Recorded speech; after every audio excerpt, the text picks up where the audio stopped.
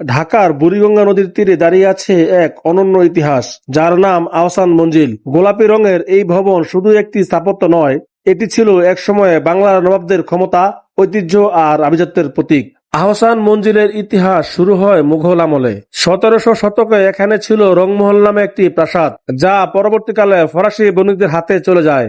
1830 সালে ঢাকার নবাব খাজা আলিমুল্লাহ এই সম্পত্তি ফরাসি বণিকদের কাছ থেকে কিনে নেন।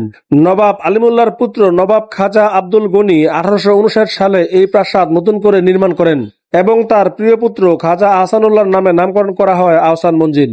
1897 সালে ভয়াবহ ভূমিকম্পে আহসান মঞ্জিল মারাত্মকভাবে ক্ষতিগ্রস্ত হয়। পরে এটি পুনর্নির্মাণ করা হয় এবং তখনই ভবনটি বর্তমান আকৃতি লাভ করে। ব্রিটিশ শাসনামলে এটি ছিল ঢাকা রাজনৈতিক ও সামাজিক কর্মকাণ্ডের কেন্দ্রবিন্দু। 1952 সালে জমিদারি প্রথা বিলুপ্ত হলে নবাব পরিবারের জৌলুস কমতে থাকে।